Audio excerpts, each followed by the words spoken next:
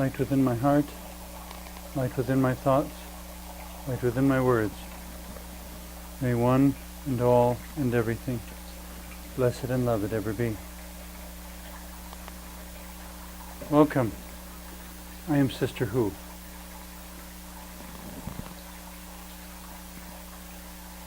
I do whatever I can in this creative spiritual work to encourage others, and the reason I exist, in fact, as Sister Who, is to nurture the personal and spiritual growth of others.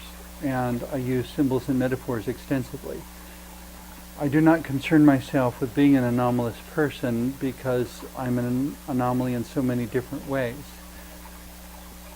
According to the Myers-Briggs, I'm an INFJ, which makes me 2% of the population. In terms of orientation, I'm gay, which makes me part of 10% of the population. In terms of cognitive brain functioning, I'm autistic, which I guess makes me somewhere around 2% of the population. And yet they call it the autism spectrum because every single case is different and every case is unique, every individual is unique. I suppose in some ways I could be the last word in uniqueness, but I'm sure there are many others like me, and in some cases people would be even more unique yet. In creating myself as Sister Who, it was not so much decisions I made or choices as it was an intuitive sort of looking in the mirror and deciding what looks right. Kind of like an artist intuitively feeling his way into a new canvas. Should it be green or yellow or blue, or which blend should it be, or what pattern should it be, or which type of brush should I use? In my case, I am the canvas. And the realities, the spiritual, invisible realities of my life and of my thoughts and of my passions, if you will, the things that I'm passionate about, the things I feel very strongly about, those things are made more obvious by the symbols in which I attire myself. And I find the greatest happiness, I guess, in being an embodiment of at least my personal truth, even if I'm not all that wonderful at embodying somebody else's truth. If it's true for you, then it would seem to me it's your job to embody that truth. So otherwise the world won't know what that truth is. And if this is true for me, then it's my job to embody this truth. Or else the world will have that much narrower of a definition of truth. In order to have the greatest number of possibilities and the greatest number of places to go and the most expansive love to have in our lives, we need to embrace all the different perspectives and possibilities. Not embrace in a personal, immediate sense that all these things need to be part of my immediate daily life, but that my world needs to be a place where all these things can exist. That it shouldn't be a question of whether there's enough room for someone as unique as that person or that person or that person. I have occasionally had people tell me that their particular church was a very welcoming place. And I kind of shrug and say, well, you want to put it to the test? Because if you really want to know whether someone is welcoming, let's have Sister Who walk through the door. And if they are still welcoming, then you're probably being honest with yourself. And if they're not still welcoming, then you know what you need to work on. You know, there are a lot of other examples of that also in different contexts around the country. There are churches where a predominantly white congregation might insist we welcome everyone. And I said, okay, how about if I invite Oprah Winfrey to join me in your church? Would she be accepted because she's a celebrity, or would she be shunned because she's not, I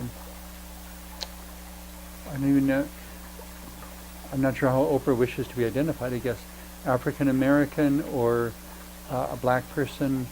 I have a friend who used to live in Texas. He actually now lives in Minnesota, but that's a long story. But he describes himself as black, but not an African American because, quote, I've never been to Africa. That's what he directed, so I said, fine. If that's how you self-identify, that's the term I will use. To me, a person is a person is a person is a person. I prefer Dr. Seuss, I guess, in just saying a person is a person is a person after all.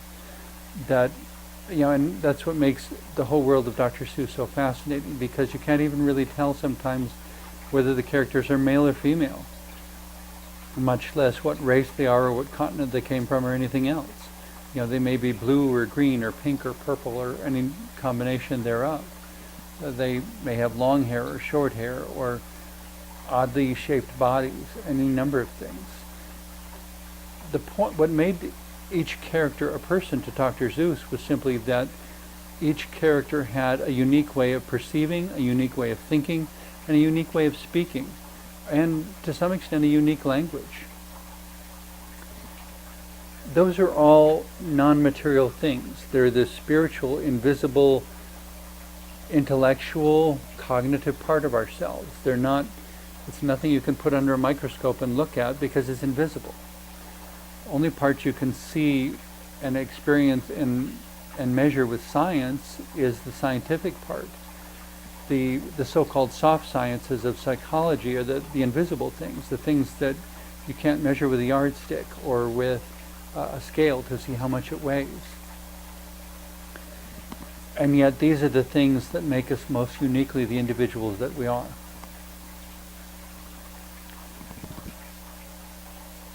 I am a unique individual, no question. I like to think that there is something about my particular experience of life and my particular comments on life that may be helpful to others so that they can get more out of their lives. That in the same way Thoreau inspired me by writing in his book Walden the danger of coming, that Thoreau himself did not want to come to the point of death and realize he never lived. I read that and I thought, well, I don't either. I don't want to come to the point of death and realize I've never lived.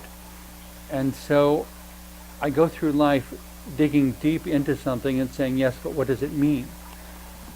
And I'm not content with the answer. It doesn't mean anything. And yet at the same time, I have to acknowledge that things only have as much meaning as we give them.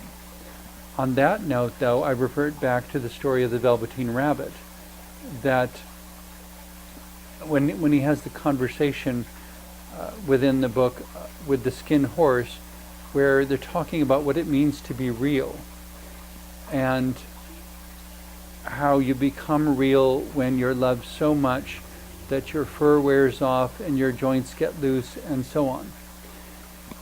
You're loved for a really, really long time. The basic point of the book is that love is what makes you real.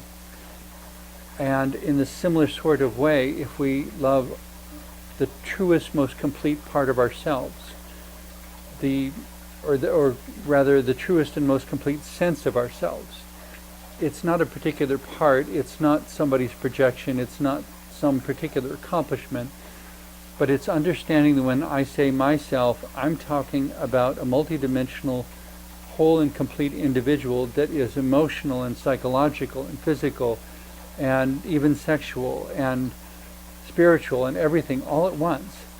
A person who is a long chronology, a long sequence of events, all rolled up into memories within my brain.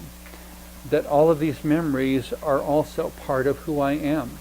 And because they're part of who I am, I respond to future events that are unfolding in a slightly different way than other people might. This is all part of who I am. It's not just the appearance. It's not Narcissus looking at his reflection in the pool and falling in love with his reflection. Is he full of himself? No, he's just distracted by his reflection. But it is just a reflection. It's not the substance of who and what he is. When someone is, quote, full of himself or projecting himself, in most cases, they're an insecure person who really doesn't even know what the self is, doesn't know who they are. And it's a complex question that takes a lifetime to answer, but there's no failure in saying you don't know. But the only logical question to follow that with is to say, well, then why aren't you on the path? And if you are on the path, how are you on the path? Well, I'm reading these books, I'm studying these subjects, I'm developing these skills, I'm involved in these relationships, and I'm noticing what happens in those relationships day by day by day, so that I can be wiser tomorrow than I am today, and I can be more loving tomorrow than I am today. Having that complete sense of self, then we bring it to a sense of community, in that we have one person who is exploring all their creative possibilities, all their vocational possibilities, exploring what it is to build a house and what kind of house would they want to build if they could build any house. And another person who may be experimenting with fine arts, doing chalk or oil paintings or any number of creative mediums, weaving or doing macrame, any number of things, photography. There's so many possibilities. And the two of them come together, and then they begin to look for commonalities and find that, lo and behold, they're both fascinated with birds. And where one is trying to paint paintings of birds, the other is trying to build bird houses and bird feeders and bird sanctuaries of all sorts, and bird habitats, and the difference between a wren house and a nesting box for a particular kind of crane or waterfowl. Nevertheless, there is this common thread between them, and so they begin to form a community around their interest in birds. And maybe they develop a whole community, or maybe a group of people develop a community because they all live in the same place, and they find that their activities are complementary. One grows the food, another builds the houses, another delivers messages back and forth between the two, and between that community and other communities. When the activities get complementary, and one is giving to the other, and the other is giving back, but they're giving different things, the whole thing becomes a symbiotic relationship. Symbiotic refers to each thing giving what the other can't or won't produce for itself, so that, well, probably the most obvious example of a symbiotic relationship is human beings and plants. We exhale carbon dioxide, plants exhale oxygen. Each has to breathe what the other is exhaling in order to live. It's those sorts of things that happen in communities as well. One provides one thing, the other provides the other, and the two together form a circle between them so that both can survive. And that's how communities thrive and grow. But as soon as you have two people, you then have a need for government, because you have to start writing down what the standard agreements are. The problem being that when those agreements get written down, they still need to be interpreted each time they're applied. And if someone 6 months, a year, or 2 years down the road tries to apply it literally, they may totally misunderstand what the intent was when it was originally written. And they may apply it in a way that actually creates more problems than it solves. That's when there needs to be flexibility in interpretation. A law or a rule or an agreement may be created to create safety in a particular circumstance. When that circumstance no longer exists, somebody needs to remember to either remove the law or rewrite it to apply to some circumstance that does exist. And also train the person whose job it is to enforce those rules that these need to be interpreted and applied. If you apply them literally, it's going to hurt people in our community, and we don't want to hurt people in our community, because we want their best contribution to the wealth and health and strength of the community. To the extent that a community is working together and supporting each other and collaborating and being honest with each other, because they need to be able to trust each other. That community may find over time that they accumulate greater resources than they're using, and that becomes beneficial to helping the community survive through an unexpectedly long winter. That there are ways of preserving the food so that we can still be eating fruits and vegetables in January and February and March even before the next year's fruits and vegetables can even begin to grow. Whatever it is that is being created in excess, it can be either bartered with other communities or it could be stockpiled for future needs that may not currently exist. But there's a lot of communication that has to happen so that everybody in the community understands what the community needs and where it's going, what needs are developing, how many babies were born this year, for example, so that means in this many years we're going to need a school teacher for them. And in this many years we're going to need a high school teacher for them. And so on. And we're going to need a pediatrician, somebody who specializes in the medicine and the medical needs of specifically small children. They're not the same as adults. They're not just little adults. They have distinct needs and sensitivities and tolerances that are different from those of adults. So we need knowledgeable people. Traditionally, things were done the way the previous generation did it, and the problem with that is that it can easily slip into stagnation. We've done it this way so long that the assumption becomes it's the only right way to do it without understanding why we chose to do it in the first place.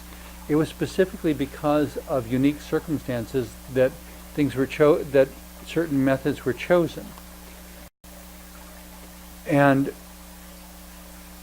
when those specific reasons and circumstances change, then of course the manifestation has to change. Otherwise it becomes an idiotic, unintelligent sort of rote performance of something that serves no purpose, that burns up energy, that discourages creative original thought, that discourages ingenuity and inventiveness. And that ingenuity and inventiveness may be essential to figuring out a new problem that nothing is prepared to solve. When the AIDS epidemic first came along, the medical world had never seen anything like it, and it was totally bewildering for several years. They didn't even have a test to figure out who had it and who didn't, or how it was spread. It was a totally new kind of disease that they had never had to deal with before. And it was very difficult to get up to speed quickly enough because there were so many people dying, because by the time it manifested, the time to death was so short, there was hardly any time to do any study of what was happening or how to get a handle on it. That's just one example, but it's an example of how we need to maintain basic ingenuity and self-discipline and inventiveness, because we don't know what we will have to invent tomorrow. We don't know what solution we will have to engineer tomorrow. We don't know what sort of house we'll have to build tomorrow, because for the moment what we've got is working fine, but at some point the land may change, a volcano may erupt, any number of things that require a different approach, because the approach that we used before is suddenly no longer available. If everyone builds their houses from trees in the forest, and at some point there aren't any trees left in the forest, it's now all farm fields, what are we going to build the houses out of? Do we ship wood in from further away? What if we have no way to ship it? Do we find ways to use the soil itself to build houses? Literally sod houses or rammed earth houses or something like that. That sort of ingenuity needs to be encouraged, because at some point our survival may depend upon it.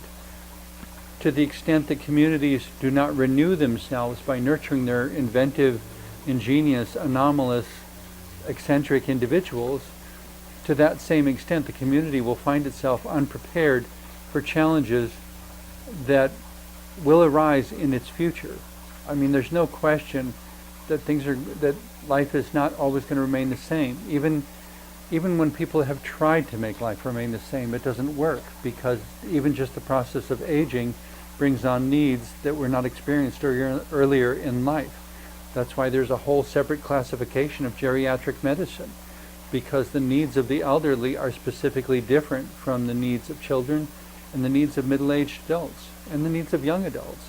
It's got its own set of challenges and variables and unique qualities that don't exist in other categories.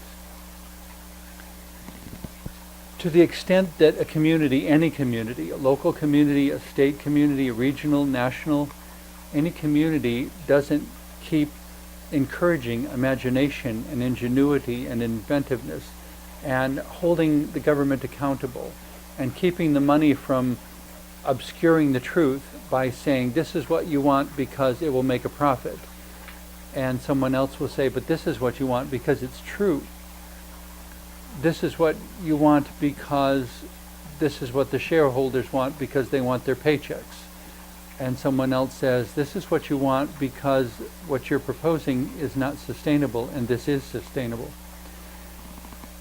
If we take answers that are not sustainable, we're essentially, it's like, this is perhaps an odd metaphor, but it would be like being a tiny,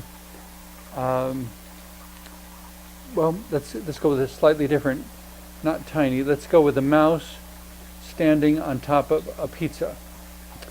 And it's just a small single serving size pizza. But the mouse is eating away at this pizza, not realizing that there is nothing underneath this pizza except one little stem upon which the pizza is balanced. And once the mouse has eaten away the pizza, suddenly there's nowhere left to stand except on this very sharp spike that will go right through the mouse's skin. And the mouse has basically eaten up the entire platform that was supporting it, and there's nothing left, and at that point the mouse dies. It's an unsustainable situation. The earth is a shared environment, but its resources are not unlimited. It's a very finite environment. It is only a certain size. It is only a limited number of resources, and unless we engage in systems that are constantly renewing, at some point those resources are used up and they're gone. And there is nothing left to eat, there is nothing left to breathe, there is nothing left to wash with or to live within. And when the storms come, all that's left is one's own annihilation. In a sense, you could say it's committing global suicide by inches. Everyone gets all freaked out about the word suicide, and yet I wonder sometimes if the reason they get so freaked out about the word suicide is because that's exactly what humanity is doing by inches with its planet.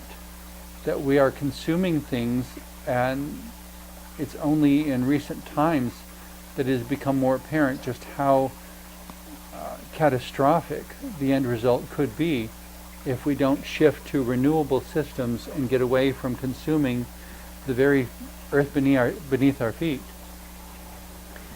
In a similar sort of way, when we address things spiritually, it's a symbiotic relationship. It's not something that is consumed.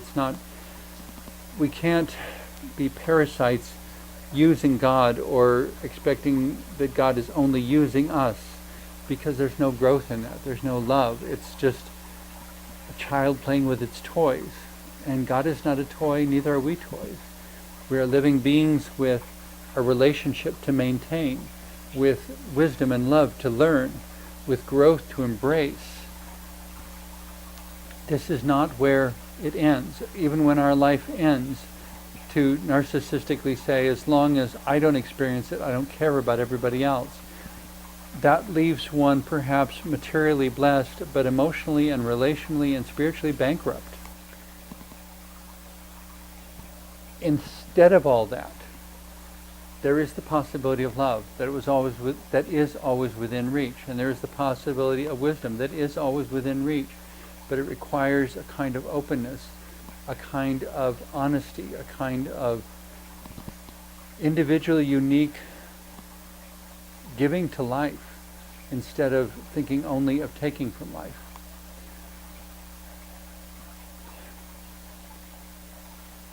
Each of you watching is a unique individual. Each of you has a voice. Each of you has a part you can play in the world that is evolving from today. Whatever the future will be, it will be an evolution, a transformation of what is here now.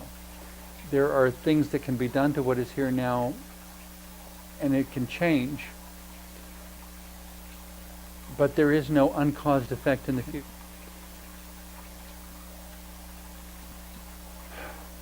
whatever uniqueness you find within yourself, whatever challenges you face today, I hope that you also find the strength to embrace with love every opportunity you have and begin that journey to your greatest possible future. Thank you very much for watching.